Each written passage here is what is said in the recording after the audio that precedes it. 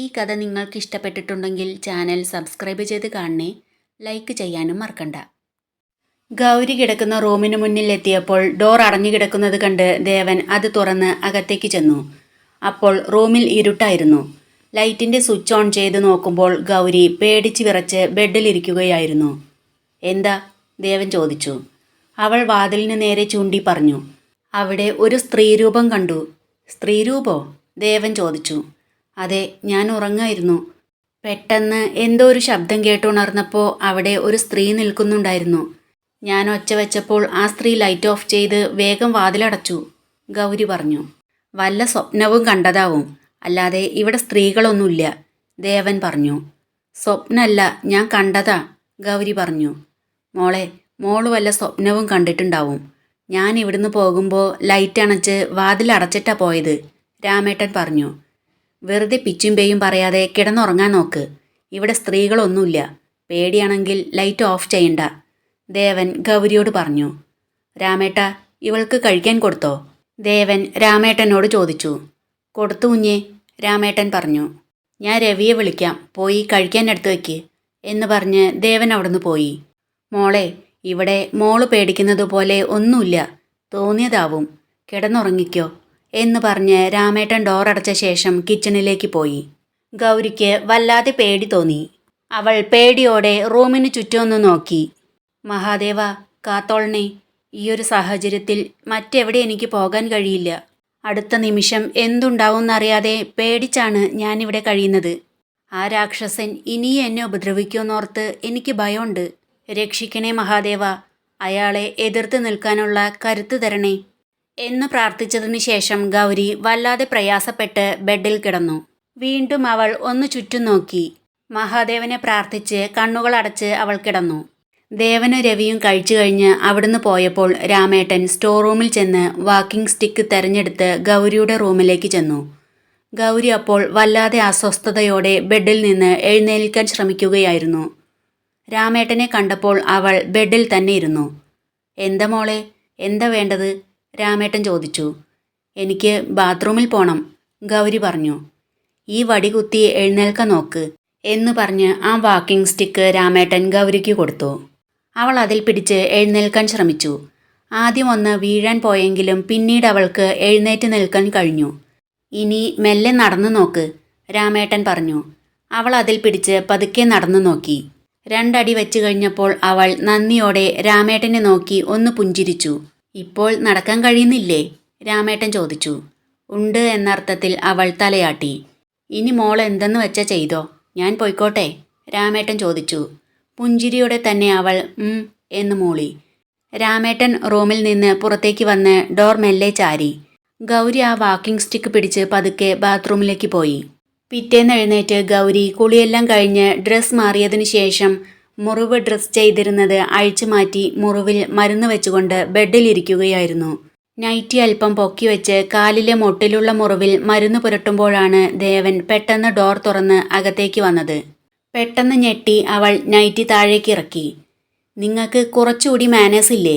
ഒരാളുടെ റൂമിലേക്ക് കയറി വരുന്നത് ഇങ്ങനെയാണോ? ഗൗരി ദേഷ്യത്തോടെ ചോദിച്ചു. എടി, ഇതെൻ്റെ വീടാ. എൻ്റെ വീട്ടിൽ എവിടെയെങ്കിലും കയറി ചെല്ലണമെങ്കിൽ മറ്റാരുടെയെങ്കിലും അനുവാദം കാത്തു നിൽക്കേണ്ട ആവശ്യം എനിക്കില്ല, ദേവൻ പറഞ്ഞു. ഈ റൂം ഇപ്പോൾ ഞാൻ ഉപയോഗിക്കുന്നതാ. ഇവിടേക്ക് കയറി വരണമെങ്കിൽ എൻ്റെ അനുവാദം വേണം, ഗൗരി പറഞ്ഞു.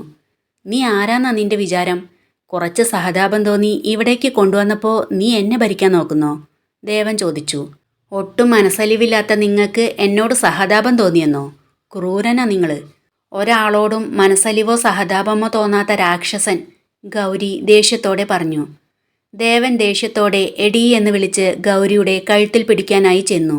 കഴുത്തിനടുത്ത് കൈ എത്തിയതും പെട്ടെന്ന് കൈ പുറകിലേക്ക് വലിച്ചു കുടഞ്ഞ് ദേഷ്യത്തോടെ അവിടുന്ന് പോന്ന് ഡോർ വലിച്ചടച്ചു.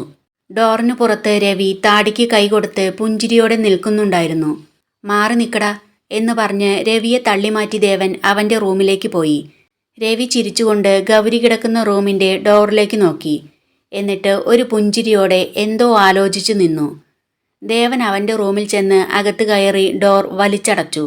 ആ ശബ്ദം കേട്ട് രവി ഒന്ന് ഞെട്ടി. എന്നിട്ട് പെട്ടെന്ന് അവിടേക്ക് ചെന്നു. ദേവൻ ദേഷ്യം വന്ന് കയ്യിൽ കിട്ടിയ സാധനങ്ങളെല്ലാം എടുത്തെറിഞ്ഞു. ഡ്രസ്സിംഗ് ടേബിളിലുള്ള കണ്ണാടിയും ടി വിയുമെല്ലാം എറിഞ്ഞു പൊട്ടിച്ചു. റൂമിലേക്ക് ഓടിവന്ന് രവി, "സാർ, എന്താ ഈ കാണിക്കുന്നത്?" എന്ന് ചോദിച്ച് ദേവനെ പിടിച്ചു നിർത്തി. ദേവൻ ദേഷ്യത്തോടെ പല്ല് കടിച്ച് നിന്ന് കിതയ്ക്കുകയായിരുന്നു. "സാർ, ദേഷ്യപ്പെടാതെ അവളുടെ ഭാഗത്ത് നിന്നൊന്നു ചിന്തിക്കൂ. അവളെ ആദ്യം ഇവിടെ കൊണ്ടുവന്നപ്പോൾ സാർ അവളോട് ഒട്ടും മനസ്സലിവ് കാണിച്ചില്ലല്ലോ. അവളുടെ മനസ്സിൽ സാറിനെക്കുറിച്ച് ആ ഒരു ചിന്തയാണുള്ളത്. അതുകൊണ്ടാണ് അവൾ ഇങ്ങനെയെല്ലാം പറയുന്നത്. സാർ ഈ ദേഷ്യമെല്ലാം മാറ്റി അവളുടെ ഭാഗത്ത് നിന്ന് ചിന്തിക്കാൻ ശ്രമിക്കൂ. സാറിനെക്കുറിച്ചുള്ള അവളുടെ ധാരണ പെട്ടെന്നൊന്നും മാറില്ല. അത് മാറുന്നത് വരെ അവൾ അങ്ങനെയെല്ലാം പറഞ്ഞുകൊണ്ടിരിക്കും. അപ്പോഴെല്ലാം സാർ ഇവിടെ വന്ന് ഇതുപോലെ എല്ലാം എറിഞ്ഞു നശിപ്പിക്കാം എന്നാണോ?" രവി ചോദിച്ചു. "എൻ്റെ വീട്ടിൽ വന്ന് എന്നോട് തന്നെ അവള്..." ദേവൻ ദേഷ്യത്തോടെ പറഞ്ഞു. "വന്നതല്ലല്ലോ, കൊണ്ടുവന്നതല്ലേ. അവളുടെ ദേഷ്യമൊന്ന് കുറയുന്നത് വരെ സാർ ഒന്ന് അഡ്ജസ്റ്റ് ചെയ്യൂ," രവി പറഞ്ഞു. ദേവൻ ദേഷ്യത്തോടെ രവിയെ നോക്കി. "അതെല്ലാം പോട്ടെ, ഓഫീസിൽ പോണ്ടേ? സാറ് വരൂ," രവി പറഞ്ഞു. "ക്ലീനിങ്ങിന് വരുന്ന ആ സ്ത്രീ ഗൗരിയെ കാണണ്ട," ദേവൻ പറഞ്ഞു. "ഇന്നൊരു ദിവസം മുഴുവൻ അവർക്ക് ഈ റൂമിൽ തന്നെ പണിയുണ്ടാകും. അവളുടെ മുറിവെല്ലാം മാറി നന്നായി നടക്കാൻ തുടങ്ങുന്നത് വരെ വേണമെങ്കിൽ ആ റൂമിൽ നിന്ന് അവൾ പുറത്തേക്ക് വരുന്നുണ്ടാകില്ല. അത് കഴിഞ്ഞാലോ? പിന്നെയും റൂമിൽ പൂട്ടിയിടാനാണോ?" രവി ചോദിച്ചു. "1 മാസത്തെ സാലറി എക്സ്ട്രാ കൊടുത്ത് ആ സ്ത്രീയോട് വരണ്ടാന്ന് പറഞ്ഞേക്ക്," ദേവൻ പറഞ്ഞു. "അപ്പോൾ ഇവിടെയെല്ലാം ക്ലീൻ ചെയ്യാൻ എന്തു ചെയ്യും? എല്ലാം കൂടി രാമേട്ടന് സാധിക്കില്ല," രവി പറഞ്ഞു. "നീയില്ലേ?" ദേവൻ ചോദിച്ചു. "സാർ, ഞാനോ?"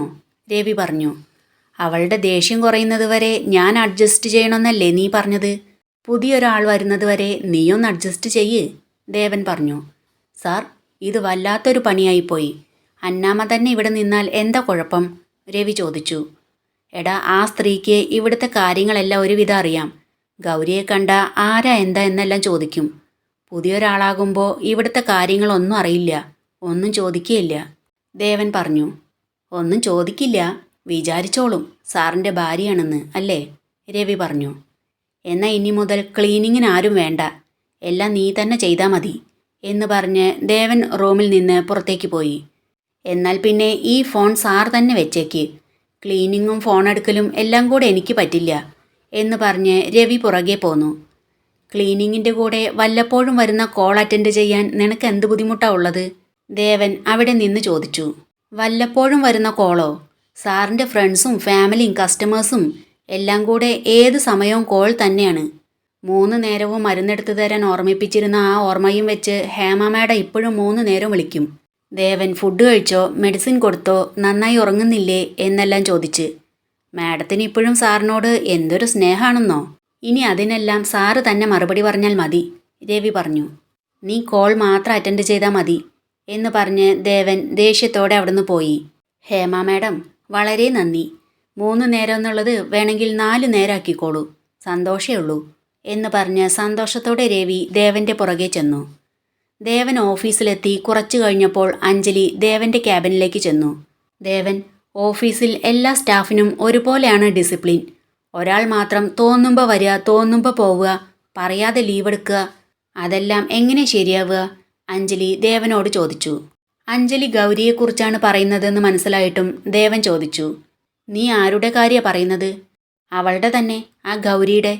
കഴിഞ്ഞ ആഴ്ചയിലും ഈ ആഴ്ചയിലുമായി അവൾ എത്ര ലീവായി എടുക്കുന്നു.